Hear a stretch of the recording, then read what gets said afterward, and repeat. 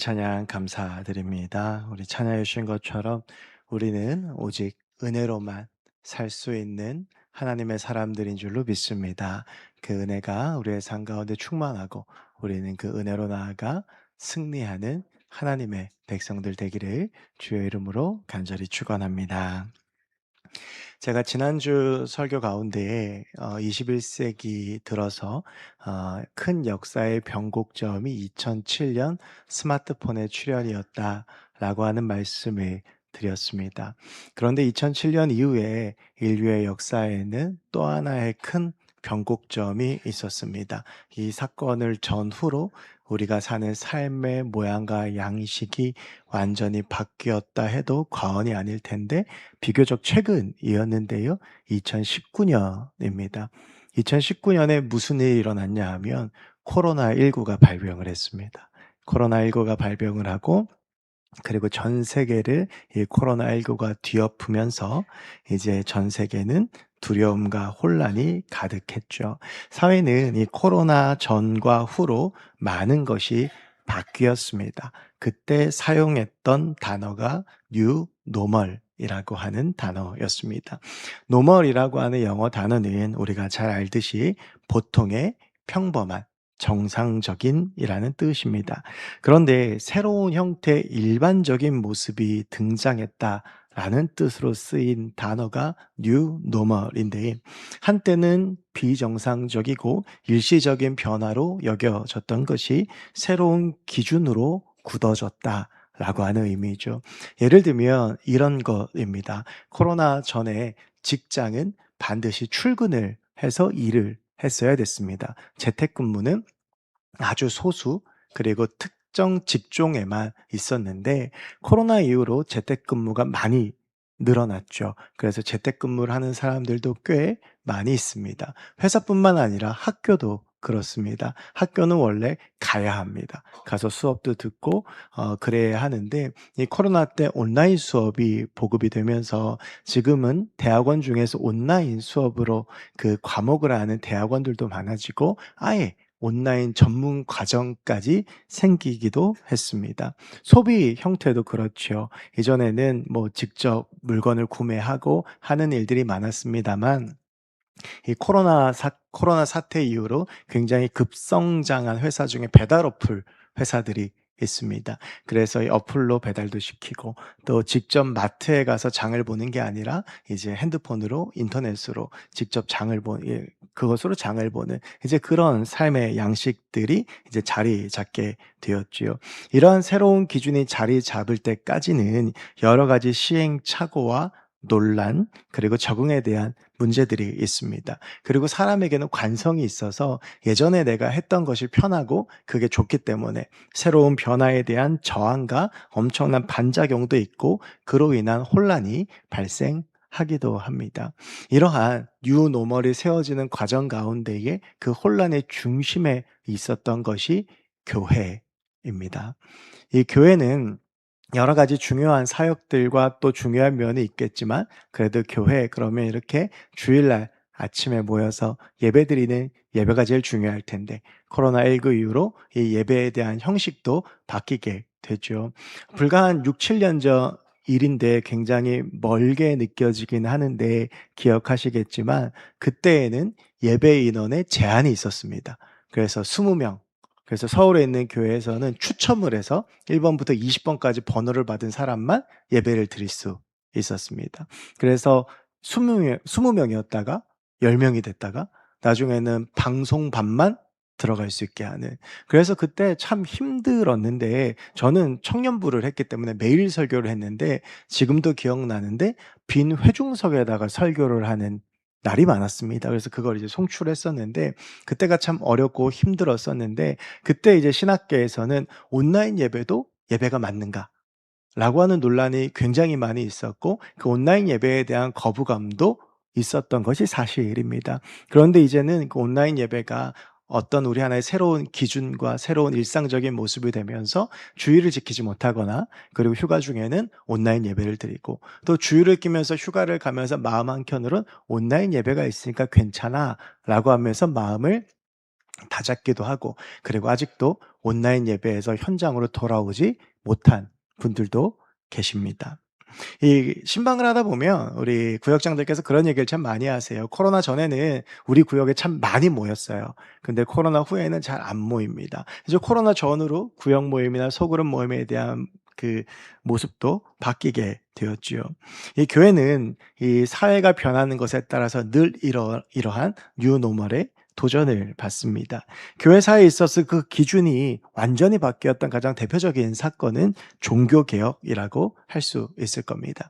교회는 이러한 도전의 역사 가운데 지금까지 새로워지면서 존재하고 있고, 신자들은 그 가운데 온전한 신앙을 지키고 교회를 세우고자 처절한 몸부림을 치면서 2000년 동안 우리 교회가 이렇게 서 있습니다. 그런데 신자들에게 이러한 뉴노멀에 대한 도전을 선언했던 시작이라고 부를 수 있는 사건은 오늘 우리가 같이 읽은 본문이 속해 있는 산상수훈이라고 할 수 있을 겁니다. 그래서 신자들의 삶을 변화시키고 전환하기 위해서 뉴노멀의 그 선언의 첫 시작을 예수님이라고 볼 수 있을 텐데요. 그 전까지 유대인들은 율법을 붙잡고 그 율법이 우리를 구원하고 그 율법이 전부인 것처럼 살았지만, 이 예수님의 산상수훈 이후로 이 율법에 대한 생각과 해석이 완전히 달라지게 되면서 예수님께서는 신자들을 새로운 삶의 차원으로 초청하고 계십니다. 그래서 우리 신자들의 삶이 산상수훈의 전과 후로 나누어질 수 있다고도 볼 수 있고, 저는 개인적으로 이 신약과 구약을 나누는 기준이 물론 예수님의 탄생이지만 진짜 신약의 시작은 이 산상수훈 이후부터라고 생각합니다. 이제 오늘부터 9주 동안 그 산상수훈 중에서도, 산상수훈은 마태복음 5장부터 7장까지 예수님께서 산에서 선포하셨던 설교를 말하는데, 그 중에서도 가장 앞에 나오는 1절부터 12절까지의 팔복에 대한 말씀을 9주 동안 좀 나누어 보려고 합니다. 그러면서 우리가 어떤 기준을 세워야 되는지, 예수님께서 말씀하셨던 기준은 무엇이고 우리는 어떻게 신앙생활을 하고 어떻게 우리의 삶을 살아내야 되는지에 대한 말씀을 좀 나누려고 하는데, 들으면서 좀 이상하다고 생각하신 분이 계실지 모르겠지만 팔복인데 9주 동안 하거든요. 그러니까 팔복이면 8주 동안 해야 되잖아요. 그래서 오늘은 이 팔복이 선언되기 전까지의 이야기를 좀 하고, 그리고 나서 다음 주부터 본격적으로 첫 번째 복부터 이렇게 시작하도록 하겠습니다. 먼저 이 예수님의 첫 번째 설교라고 부르는 이 산상수훈을 선언하기 전에 상황을 좀 보면, 마태복음의 내용을 보면 그렇습니다. 예수님의 탄생이 나오고, 그리고 예수님께서 이제 30년 동안 사생애라고 부르는 그 요셉과 마리아의 아들로서 목수로서의 삶을 사시고, 이제 공생애를 위해서 그 발걸음을 시작하실 때 그 첫 사건이 세례 요한에게 세례를 받으셨던 사건입니다. 그때에 하늘에서 비둘기 같은 성령이 임하면서 그 예수님께서 하나님의 아들이신 것이 선언되어졌고 선포되어졌고, 그리고 나서 예수님께서는 광야로 가서 40일 동안 금식하시면서 공생애를 준비하셨고, 마귀를 만나 그 세 가지의 시험을 이겨내셨습니다. 그리고 나서 예수님께서 제자들을 부르시고 본격적인 공생의 사역을 시작하시게 됩니다. 그 예수님의 공생의 사역의 첫 시작을 다루고 있는 것이 오늘 우리가 같이 읽은 본문의 가장 첫 절인 마태복음 4장 23절입니다. 이 말씀을 보면 이렇게 되어져 있죠. 예수께서 온 갈릴리에 두루 다니사, 이건 예수님의 활동 무대를 이야기하고 있는 겁니다. 예수님께서 주로 갈릴리에서 공생을 하셨는데, 그들의 회당에서 가르치시며 천국 복음을 전파하시며 백성 중에 모든 병과 모든 약한 것을 고치시니. 오늘 이 4장 23절은 굉장히 짧은 구절인 것 같지만 사실은 이 4장 23절에는 예수님의 공생의 전부가 담겨 있다고 해도 과언이 아닙니다. 이제 이 말씀을 시작으로 예수님의 공생애가 시작이 되어지는데, 저는 그래서 이 마태복음 4장 23절을 예수님의 공생의 예고편이라고 부르고 싶습니다. 예수님께서 3년 동안 무엇을 하시는지에 대해서 이 한 구절에 잘 나와 있는데, 예수님께서는 가르치셨고 전파하셨고 고치셨습니다. 이 세 가지는 어느 것 하나 더 중요한 것이라고 말할 수 없을 정도로 모두 중요합니다. 먼저 예수님께서 회당에서 가르치셨다라고 하는 것은 예수님께서 하나님의 말씀을 가르치셨다라고 하는 것입니다. 제가 이제 성경 공부를 인도하거나 이제 우리 교인들하고 이야기하다가 이제 잘 모르시는 부분이 있던데, 예수님 때에도 성경은 존재했습니다. 그래서 그 당시에도 하나님의 말씀이 존재해서 예수님도 선지자 이사야의 글을 인용하기도 하시고 구약에 있는 신명기의 말씀, 시편의 말씀을 인용하시고 마귀와의 시험도 말씀으로 이기시잖아요. 여러분 그 당시에 성경에 이런 버전까지 있었습니다. 구약은 히브리어로 되어져 있었는데 그 당시에 이제 헬라가 유럽을 넘어서 광활한 영토를 다스리게 되면서 헬라어가 마치 오늘날의 영어처럼 공용어가 됐었거든요. 그래서 사람들이 헬라어를 어느 정도 거의 다 할 수 있게 되자 히브리어인 구약 성경을 헬라어 버전으로 번역한 70인역이라는 성경까지 존재할 정도였습니다. 그래서 랍비들은 그 구약의 하나님의 말씀을 회당에서 가르쳤습니다. 그리고 예수님께서도 회당에서 그 하나님의 말씀을 가르치셨는데, 그런데 이 예수님의 가르침에는 그 당시에 다른 스승들과는 다른 특징이 있었죠. 권위가 있으면서 쉬웠습니다. 여러분 이게요 진짜 어려운 겁니다. 이 권위가 있으려면 좀 어려운 말도 좀 해야 되고 깊이도 있어야 되고 그렇게 해서 좀 어렵게 해야 될 것 같은데 근데 또 이걸 쉽게 하니까 이거는 아무나 할 수 있는 게 아니죠. 예수님께서는 그 하나님으로서의 정체성을 가지고 그 말씀에 대한 통찰로 권위 있게 가르치시면서도 특별히 비유를 사용해서 쉽게 가르쳐 주셨습니다. 그래서 복음서에 보면 기적만큼이나 많이 나오는 것이 예수님의 비유입니다. 적당한 상황을 들어서 예수님께서 이 말씀들을 가르치시고 그 말씀들을 선포하셨던 것이죠. 이렇게 가르치시는 예수님께서는 또한 천국 복음을 전파하시는 분이셨습니다. 세례 요한이 외쳤던 회개하라 천국에 가까이 왔느니라 그 말씀으로 시작된 예수님의 전파는 자기가 하나님의 아들이시고 자기를 통해서 이 땅 가운데 구원의 역사가 일어날 것임을 선포하시면서 그 당시에 유대인들이 터부시하고 혐오했던 사마리아 땅까지 가셔서 요한복음 4장에 보면 수가성에서 남편이 5이나 있었던 그 여인을 만나서 그 여인에게 구원을 선언하시고 그 여인을 구원하기 위해서 천국 복음을 선언하시는 것을 볼 수 있습니다. 그래서 예수님의 활동은 이렇게 복음을 전하시는 활동이었고, 그리고 또한 예수님께서 모든 약한 것들을 고치시는 사역을 하십니다. 이 세 가지는 어느 것 하나 중요할 것 없이 모두가 다 예수님의 공생의 사역에 있어서 매우 중요한 일이었습니다. 예수님은 권위를 가지고 쉽게 말씀을 가르치셨고 사마리아까지 가시면서 때론 두로와 시돈까지 가시면서 천국 복음고 그리고 모든 약한 것, 모든 병든 것들을 고쳐주셨습니다. 그런데 우리는 이 세 가지 균형에 대해서 착각할 때가 많이 있습니다. 그것은 이 세 가지 중에서도 중요한 1, 2, 3번이 있는데 그 중에서 가장 중요하고 주목할 만한 게 병을 고치는 기적이라고 생각하는 것입니다. 그 증거가요. 여러분 복음서 그러면 뭐가 제일 먼저 떠오르십니까?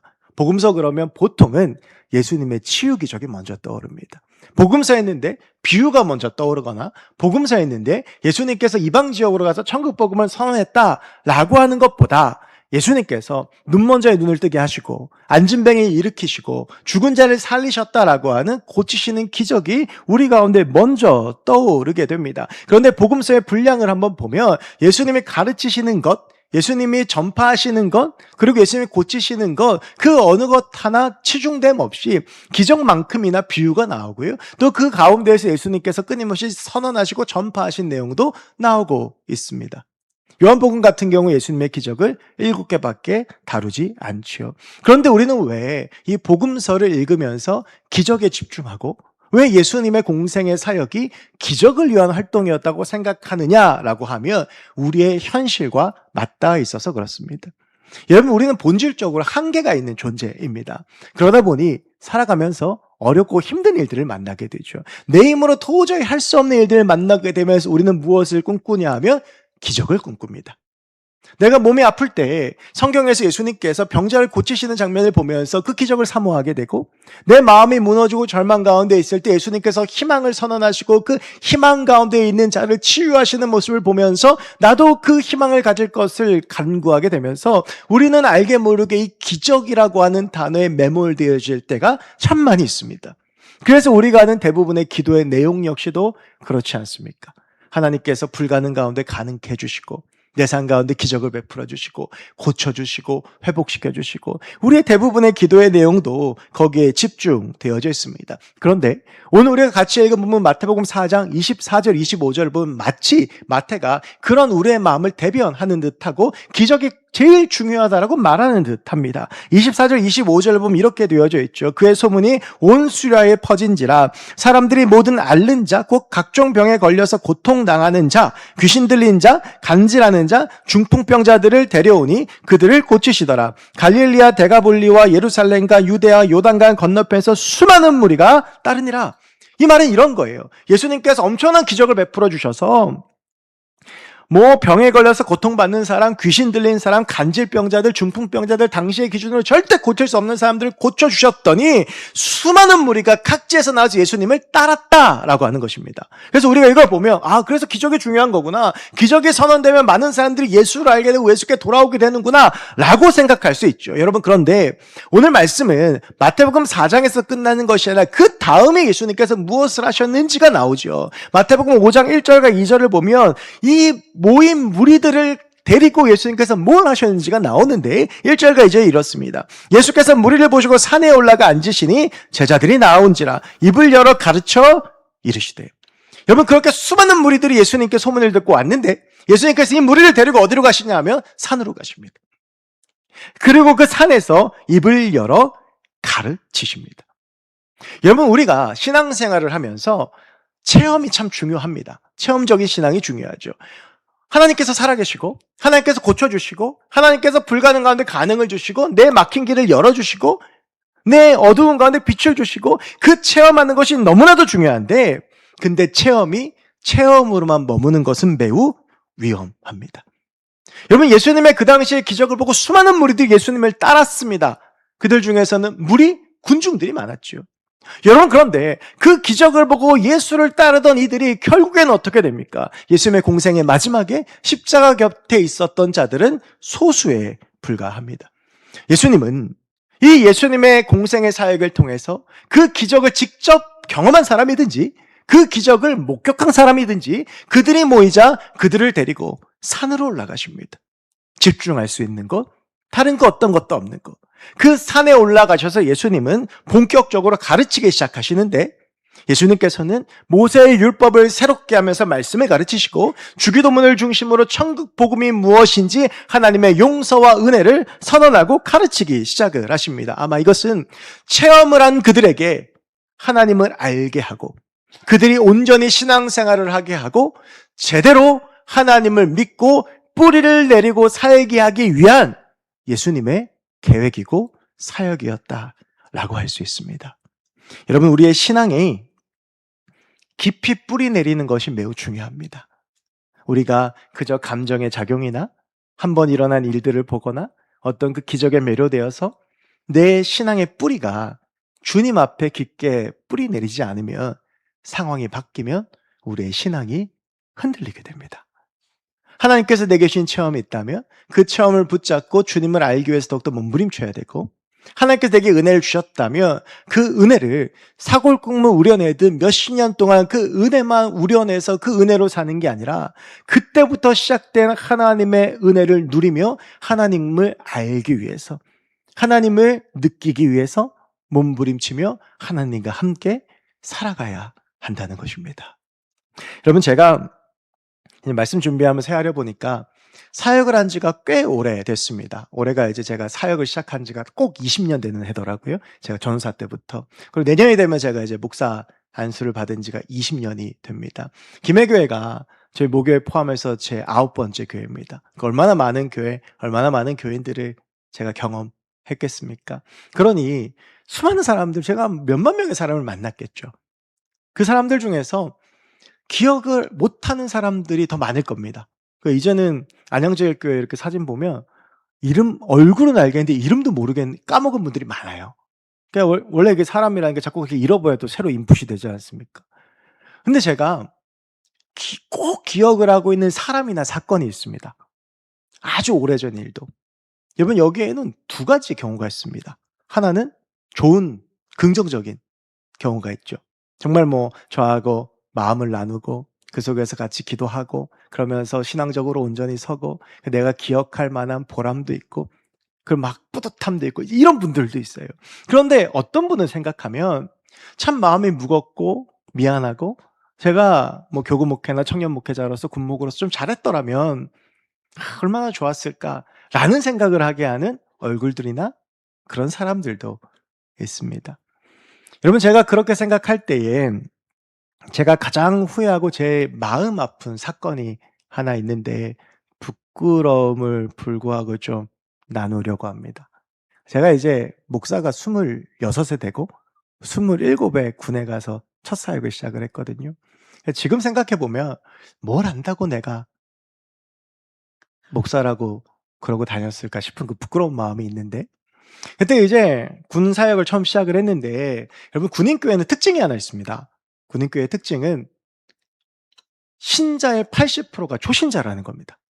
그러니까 100 명이 출석을 했는데 10 명에서 15명 정도만 교회를 다녔고 나머지는 교회를 안 나왔던 가본 적이 없는 젊은이들이었습니다. 그래서 제가 군 사역 처음 시작하면서 제일 힘들었던 게 뭐냐면 설교를 딱 하면 보이는 얼굴은 15 명인데 정수리가 85 개가 보여요. 그러니까 교회를 올 때부터 깊이 주무시겠다는 굳은 결심을 가지고 오신 분들이 대부분이라 그러니까 앉자마자 바로 이렇게 딱 자니까 정수리밖에 안 보여요.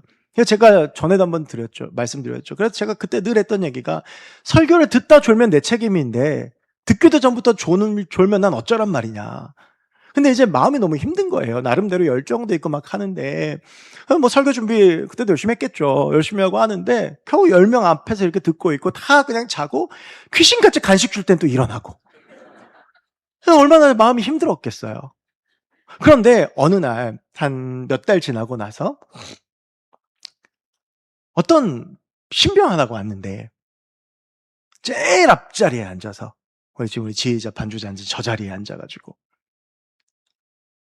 설교를 듣는 내내 펑펑 우는 거예요. 여러분 그러면 설교자는 착각을 합니다. 내가 설교를 무지하게 잘하고 있다고. 그러니까 막 자존감이 땅바닥에 떨어졌다가 걔를 보는데 갑자기 자존감이 막 솟아오르는 거예요. 근데 여러분 신병 때 그럴 수 있거든요. 신병 때는 막 너무 힘들고 부대 처음 들어갔고 여러 가지 힘드니까 그럴 수 있는데 그다음 주도 또 그래요. 그다음 주도 또 그래요. 한 달이 됐는데 또 앞에서 펑펑 울어요. 그래서 '아 얘는 진짜다.' 그래서 예배 끝나고 불렀습니다. 얘기를 좀 했어요. "너 왜 그러냐." 그랬더니 놀랍게도 이 친구는 태어나서 교회를 처음 온 거예요. 처음 왔는데 군에 입대하기 전에 상황이 참 좋지가 않았어요. 가정 형편도 그렇고 재정적으로도 그렇고 뭐 형제가 있는데 서로 어머니가 막 다르고 그리고 뭐 오기 전에 꼭 여자친구하고 문제가 생기거든요, 애들이. 막 그거에 막 문제가 생겨서 너무 마음이 어려서 신병 교육을 받고 부대를 왔는데 얘가 한 번도 이제 21살, 22살 그때 그러니까 인생에 대해서 생각해 본 적이 없는데 교회 와서 앉아 있으니까 찬양도 하고 뭐 이렇게 말씀 듣다 보니까 자기 인생이 이렇게 처음 딱 떠오르는데 너무 억울하더래요. 그래서 첫 주에는 억울해서 눈물을 흘린 거예요. 막 울다가 보니까 이제 그게 뭐 억울함이 됐다가 또 그게 또 뭐 위로가 됐다가 이러면서 한 달 내내 운 거예요. 그래서 제가 그랬죠. "그래 기도하자." 그러면서 이제 기도하는데 얘가 그러고 나서요. 저한테 기도를 받더니 뭐 교회 예배도 너무 열심히 나오고 너무 열심히 잘해요. 그러면서 몇 달 있다가 그래요. "목사님 기도해 주셔서 저희 가정 문제가 어느 정도 해결이 좀 됐어요." 라고 그러면서 애가 막 밝은 표정으로 다니니까 저는 그래서 제가 그때 대단한 능력의 종인 줄 알았어요. '아 내가 기도하니까 막 이런 역사가 일어나고 기도하니까 막 가정 문제가 풀리고 막 처음 교회에 온 애가 신앙을 가지는구나.' 뭐 그때 얼마나 교만했는지 몰라요. 그런데 놀라운 일이 생겼습니다. 상병이 되더니 교회를 안 나와요. 그럼 이게 상병이 되면 편해지거든요. 그러니까 상병이 되니까 교회를 안 나오기 시작을 하는 거예요. 그래서 제가 잡으러 갔어요. 그랬더니 어떻게 알고 귀신같이 도망을 가요. 그래서 얘가 전역할 때까지 숨바꼭질 계속돼서 결국에는 교회 안 나오고 얘가 전역을 했습니다. 여러분 제가 그 친구의 얼굴과 이름이 지금도 선명하고 기억이 나요.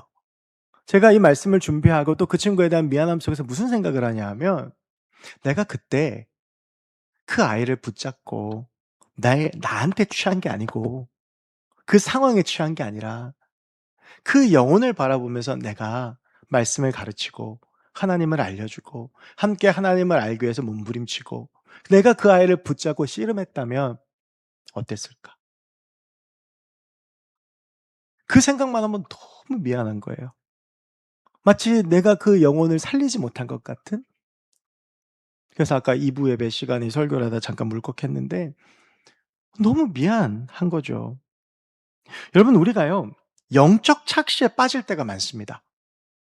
벌어지는 일들을 가지고 마치 내가 대단히 하나님을 잘 믿는 사람인 것처럼 내 삶 가운데 일어나는 기적 같은 일들을 보면서 마치 내가 훌륭한 신앙인인 것처럼 착각할 때가 많이 있죠. 여러분 그런데 우리에게 있어서 정말 중요한 것은 무엇이냐 하면 우리를 둘러싸고 있는 일들 가운데 무슨 일이 벌어지는지가 아니라 내 안에 누가 계시느냐입니다. 내 안에 하나님이 계시는가? 나는 과연 그 하나님을 붙잡고 온전히 몸부림치며 살아가고 있는가? 난 하나님을 알고 있는가? 나의 삶의 매일매일은 하나님과 동행하며 그분으로 가득 찬 인생인가? 여러분 지난주에 그 말씀 나눴죠. 하나님을 아는 지식에 물이 바다 덮은 같이 충만해야 되는 거예요. 여러분이 하나님을 아는 지식이라고 하는 건 지적인 알을 말하는 것이 아닙니다. 뭐 성경을 많이 알고 이런 걸 뛰어넘어서 하나님이 어떤 분이신지를 아는 거예요. 그분의 말씀을 사모하고 그분의 말씀을 붙잡고 그분을 묵상하고 그분께 기도하면서 그분의 음성을 듣고 그분과 함께 삶을 살아가기에 하나님이 어떤 분이신지를 분명히 깨닫는 것, 그게 하나님 아는 지식인 거예요. 그게 우리 안에 충만하게 되면 그때부터 새로운 차원의 삶이 열리는 거죠. 세상에 있는 것들을 보면서 그 속에서 흔들리는 삶이 아니라 상황이 바뀐다고 해서 신앙이 갈대처럼 흔들리는 게 아니라 어떠한 상황이 오더라도 내가 하나님의 능력으로 이겨낼 수 있는 능력이 생기게 되고 하나님이 어떤 분이신지 알기에 내 부족함을 깨닫게 되고 그래서 내가 은혜 없으면 살 수 없는 존재라는 걸 알게 돼요. 그러면 우리는 하나님의 은혜를 간구할 수밖에 없습니다. 그럼 우리는 삶의 순간순간 하나님의 은혜 아니면 살 수 없게 내 호흡이 끊어지는 걸 느끼기에 하나님을 붙잡고 살 수밖에 없는 거예요. 여러분 그런데 우리가 이걸 너무 많이 놓쳐요. 아무 일도 일어나지 않는다고 해서 때로는 내가 기도하지 않아도 내 삶 가운데 기적 같은 일이 일어나요. 내가 죄를 지어도 하나님의 아무런 징벌이 없어요. 그러니까 다 괜찮다라고 하는 영적 착시에 빠져서 내 안에 정말 하나님이 계신지를 놓치는 거예요. 여러분 오늘 예수님께서는 그 기적들을 경험한 이들을 산으로 불러 모으셔서 그들에게 말씀을 가르치십니다. 하나님이 어떤 분이신지를 가르치세요. 하나님의 마음이 무엇인지를 가르치시고 하나님의 뜻이 무엇인지를 가르치세요. 하나님이 어떤 분이신지를 깨닫고 너희들 그분 붙잡고 살아가야 된다라고 하는 겁니다. 여러분 그래야 흔들리지 않고 실패 없는 신앙인이 되는 겁니다. 여러분 우리가 우리의 마음 다해 예수 그리스도를 붙잡고 살아가는 저와 여러분들 됐으면 좋겠습니다. 하나님을 아는 지식이 우리 가운데 충만하고 하나님에 대해서 알고 여러분 정말 여러분의 배우자보다 여러분의 자식보다 나는 내 배우자를 아는 것보다 내 자식을 아는 것보다 하나님에 대해서 더 많이 알아 잘 알아라고 자부할 수 있으십니까? 하나님이 어떤 분이신지 지금 나를 향한 하나님의 마음이 어떤 것인지 하나님은 지금 내 삶 가운데 어떻게 일하고 계시는지 하나님의 뜻이 무엇인지 여러분 정말 아십니까? 여러분 우리 안에 그 하나님을 아는 지식이 있을 때 우리가 그 하나님을 붙잡을 때 우리는 흔들림 없이 승리하는 하나님의 사람들이 될 줄로 믿습니다. 유대인들에게 율법이 아니야. 기적이 아니야. 이 기적을 내가 너에게 보여주는 것도 나는 너희를 고치기 위한 분이라는 걸 보여주는 거야. 니들이 봐야 되는 건 병들어서 일어난 사람이 아니라 그 기적을 행하는 하나님을 봐야지. 여러분 우리가 그렇게 온전히 하나님 붙잡고 사는 주의 백성들이 되길 소망합니다. 여러분 이제 예수님께서 나누신 내용에 좀 주목하고 싶은데요. 앞서 말씀드린 것처럼 예수님은 산상수훈을 통해서 신자의 뉴 노멀을 선언하시죠. 여러분 산상수훈의 팔복의 말씀을 시작하면서 본질적인 질문이 하나 있습니다. 무엇이냐 하면 왜 산인가라고 하는 겁니다. 여러분 예수님께서 왜 이 무리들을 굳이 산으로 데리고 가서 말씀을 하셨을까? 물론 집중되는 곳, 도망 못 가게. 그럴 수도 있겠죠. 근데 여러분 예수님의 주 활동 무대가 어디냐면 갈릴리잖아요. 그러니까 사람을 더 많이 모으려면 사실 갈릴리가 더 편했을 거고. 그래서 예수님의 말씀 전하는 것, 그러면 일반적으로 생각나는 모습이 어떤 모습이냐 하면 배 한 척 예수님이 오르시고 약간 육지에서 거리를 뜨시고 혼자 서신 다음에 해변가에 사람들이 쫙 앉아있는, 마치 지금처럼 그 배가 강대상이 된 것처럼 우리 주님께서 그렇게 말씀을 선언하셨단 말이에요. 그런데 예수님의 첫 설교를 어디서 하시냐면 산에서 하십니다. 왜 그랬을까? 여러분, 성경에는요, 제가 늘 강조하지만 의미가 없는 그 어떤 것이 없습니다. 예수님께서 산에서 말씀을 전하신 이유가 있을 거예요. 그리고 우리는 산상수훈을 읽어가다 보면 그 의미를 깨닫게 됩니다. 17절을 보면 내가 율법이나 선지자들을 폐하러 온 줄로 생각하지 말라. 폐하러 온 것이 아니요 완전하게 하려 함이라. 사실 산상수훈의 말씀은 그 5장 말씀이 특히 모세의 율법에 대해서 예수님께서 새로운 기준을 제시하시는 거예요. 그러면서 모세의 율법은 이랬으나 이제 너희 이렇게 살아야 돼 라고 말씀을 하시는 거죠. 여러분, 그런데 이스라엘 백성들이 붙잡고 있던 그 율법의 핵심이 뭐냐면 십계명이거든요. 그냥 모세가 이 십계명을 받고 그 십계명부터 시작해서 율법이 시작이 되잖아요. 여러분, 그런데 모세가 이 십계명을 받은 장소가 어디냐 하면 시내산이에요. 하나님께서 산에서 모세에게 율법을 주셨다고요. 그래서 그 율법을 통해서 이스라엘 백성들 가운데 600개가 넘는 율법이 제정이 됐고 하나님의 뜻 가운데에서 그걸 지키면서 왔는데, 이제 우리 하나님께서 예수님을 산으로 부르셔서 그 산에서 사람들에게 다시 새로워진 율법을 선언하게 하시는 거예요. 여러분, 모세의 율법과 예수님의 율법은 완전히 다릅니다. 모세의 율법은 행위에 초점이 맞추어져 있어요. 그런데 예수님의 율법은 중심에 초점이 맞춰져 있죠. 예를 들면 이런 겁니다. 마태복음 5장 38절을 보면 이런 말씀이 나와요. 또 눈은 눈으로, 이는 이로 갚으라 하였다는 것을 너희가 들었으나, 여러분, 이게 모세의 율법이란 말이에요. 이게 이런 겁니다. 싸우다가 이렇게 쳐가지고 상대방의 눈 한쪽을 밤탱이를 만든 거예요. 그러면 너도 그 사람 눈 한쪽 쳐가지고 저 사람 눈 멍들게 하는 걸로 끝내라는 거예요. 싸우다가 이가 하나 나갔어요? 그럼 상대방 이 하나로 끝내라는 거예요. 여러분, 왜 하나님께서 이 율법을 주셨냐 하면 인간의 본성 때문에 그래요. 인간의 본성은 어떠냐 하면, 여러분, 한번 여러분이 싸움의 현장이라고 생각해 보세요. 뭐 어떻게 하다 눈 한 대 딱 맞았어요? 그러면 내가 똑같이 그 눈 한 대 때리면 직성이 풀려요? 아니요. 두 쪽 다 멍들게 해야죠. 그래야 직성이 풀려요. 이 하나 나갔으면 저기는 이제 밑에 쪽 이렇게 털어줘야지 직성이 풀려요. 욕을 한마디 들었으면 욕을 10마디야 직성이 풀려. 이게 인간의 본성이 당연한 거예요. 하나님께서 나 그거 알아. 그러니까 내가 너 행위를 규정해 줄게. 누가 네 눈 한 대 쳤으면 너도 한 대 때리고 끝내야 돼. 이 하나 나갔으면 이 하나 나가는 걸로 끝내야 돼. 욕 한마디 했으면 욕 하나 갚는 걸로 끝내. 이게 모세의 율법이에요. 그런데 예수님의 율법이 바뀌죠. 예수님의 율법은 어떻게 바뀌냐면 2절 39절을 보면 누가 너의 오른뺨을 때리면 왼뺨도 돌려대고, 누가 네 속옷을 가지고서 고발하거든 겉옷도 주고, 누가 억지로 오리로 가져가면 심리도 가고, 누가 내게 구워달라고 하면 그냥 거저주라. 여러분, 이게 완전히 지금 다른 차원의 이야기인 거예요. 그렇게 할 수 없는 존재한테 행위를 규정하는 명문화된 법을 줬는데, 예수님께서는 이제 그것이 아니라, 그 행위의 규정이 아니라 너 이런 존재가 돼야 돼 라고 이야기를 하고 있는 거죠. 여러분, 그래서 예수님의 율법은 무엇이냐면 존재론적인 변화예요. 할 수 없었던 존재가 할 수 있게 되는 거예요. 그러면 인간이란 존재는 똑같은데 왜 할 수 없었던 존재가 할 수 있게 되냐 하면 그 안에 성령이 계시기 때문이죠. 예수님의 십자가 이후로 우리 가운데 성령이 오시기 때문에, 우리 안에 성령께서 계시고 그 성령이 나의 삶을 주관하시기 때문에 우리의 존재가 눈 한 대 맞았다고 눈 한 대 치는 존재가 아니라 오른뺨을 때리면 왼뺨도 돌려내는 존재로 변화가 되었다라고 하는 거예요. 예수님께서 말씀하시는 율법의 완성은 우리가 어떤 율법 조항에 매이는 것이 아니라 나와 함께 하시는 그 예수의 충만함으로 인하여 그렇게 살 수밖에 없는 존재가 된다라고 하는 겁니다. 여러분, 이것은 팔복도 마찬가지. 팔복에서 예수님께서 선언하시는 것은 무엇이냐 하면, 너희는 복을 구하고 복에 매달리는 존재가 아니라 너희 자체가 복이라는 거예요. 우리가 다음 주에 나눌 말씀이 이 말씀입니다. 심령이 가난한 자는 복이 있나니 천국이 저희 것이며.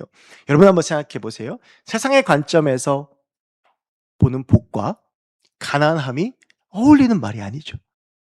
어떤 사람이 갑자기 로또 1등이 됐어요. 어떤 사람이 옛날에 30년 전에 살았던 아파트가 갑자기 한 30배로 뛰었어요. 그럼 우리가 뭐라고 그래요? 저 사람 무슨 복이야? 그런데 여러분 어떤 사람이요. 사업이 쫄딱 망했어요. 근데 가가지고 와 당신 복 받았네요. 그러면 빰 맞죠.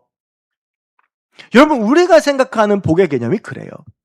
그런데 오늘 예수님께서 무엇이라고 말하냐 하면 그 세상의 복의 개념이 아니라 너희가 그런 세상의 복들, 돈이나 권력이나 명예를 구하는 존재가 아니라 너희의 존재가 바뀌면 너희 자체가 복이 된다라고 하는 거예요. 그래서 심령이 가난한 자는 천국을 소유하게 되는 거예요. 천국 시민이 되는 거죠. 여러분 이 말씀이 얼마나 놀라운 말씀이냐 하면 올해 우리 교회 주제표가 창세기 12장 2절인데 거기서 하나님께서 아브라함에게 뭐라고 말씀하시냐 하면 넌 복이 될지라. 그 말씀이 예수님 때에 이 예수님의 선언으로 이루어지는 겁니다. 여러분 우리 신자들은요 복을 구하는 존재가 아닙니다. 지금 복을 못 받아가지고 주님께 재물 구하고 명예 구하고 권력 구하고 여러분 재물하고 권력이 복입니까? 뉴스에 틀어보면 권력 가진 사람들 쭉 나오는데 그 사람들 얼굴 표정 보셨어요? 그걸 복이라고 할 수 있습니까? 여러분 제게 그런 걸 물어보시는 분들이 많아요. 목사님 크리스찬이 주식해도 됩니까? 여러분 주식해도 됩니다. 왜냐하면 주식이라고 하는 건 그 사회 경제 시스템의 건전한 일부예요. 그런데 만약에 이런 분이라면 오늘 가지고 계신 주식을 당장 다 파셔야 돼요. 어떤 경우냐? 예배 드리고 있는데 내 주식이 올랐는지 떨어졌는지 궁금한 사람. 그리고 예배를 끝나고 봤는데 내가 예배 드리고 있는 동안 최고치를 써서 팔 기준을 놓쳤는데 예배 드린 게 그래서 후회되는 사람. 세상의 모든 색깔이 빨간색과 파란색으로 보이는 사람. 마음의 주인이 바뀐 거예요. 여러분 그러면 그게 우리에게 복이 아니죠. 여러분 우리는 우리의 존재 자체가 복입니다. 우리 주님께서 팔복 가운데 우리에게 선언하신 게 그거예요. 너희가 복이야. 그래서 너를 통해서 천국이 그곳에 임하고 너를 통해서 하나님의 나라가 그곳에 임하고 너를 통해서 하나님의 역사가 일어난다. 여러분 우리는 복을 구할 필요가 없습니다. 우리 안에 예수가 충만하시고 우리가 주의 백성이 되면 그런 우리가 복이 되는 거예요. 내가 하나님의 복이 되는 겁니다. 우리의 존재 자체가 복이 되는 거예요. 우리 주님께서는 바로 그걸 선포하고 계십니다. 여러분 그 당시에 예수님께 모인 사람들 생각해 보세요. 다 어떤 사람들이냐 하면 병 걸리고 간질 앓고 가난하고 힘없고 다 모였잖아요. 근데 주님께서 그들에게 뭐라고 말씀하면 너희들 니네가 복이야. 세상에서 많이 가졌다고 복이 아니라 높은 데 올라갔다고 복이 아니라 너희 안에 하나님의 나라가 임했으니 너희가 복인 거야. 여러분 이 가르치고 전파하고 고치고의 이 구조를 보면 여러분 헬라 철학은 그 흔히 순서의 논리라고 할 수 있어요. 그러니까 우리가 3단 논법 이런 거 아시죠? 그 논리법. 여러분 이 가르치고 전파하고 고치고를 보면 이런 겁니다. 우리가 주의 말씀을 알고 하나님을 알아요? 그러면 어떻게 돼요? 아니까 전할 수밖에 없죠. 그러면 전하면 어떤 역사가 일어나냐면 치유의 역사가 일어나는 거예요. 그래서 치유의 역사가 일어나요? 그러면 그 하나님의 말씀, 하나님이 궁금해지잖아요? 하나님을 알아요. 그러면 그 사람이 또 하나님을 선언해요? 그러면 그 하나님의 선언되는 자리에 치유의 기적이 일어나요? 다시 또 그 자리 가운데 하나님을 알게 돼요? 여러분, 이러한 역사가 계속 일어나서 하나님의 나라가 확장되어지고 그곳에 하나님의 나라가 임하는 것이 신자들의 삶이고 신자들의 공동체인 거죠. 그게 우리의 삶이 되어야 되는 거죠. 사랑하는 여러분, 우리 안에 예수님만이 충만함으로 내가 복인 것을 깨닫고 그 복됨을 누리며 하나님의 사람으로 살아가서 승리하는 저와 여러분들 우리 모두가 될 수 있기를 주의 이름으로 축원합니다. 기도하겠습니다. 주님, 오늘 말씀 가운데 우리 가운데 주신 하나님의 뜻을 구합니다.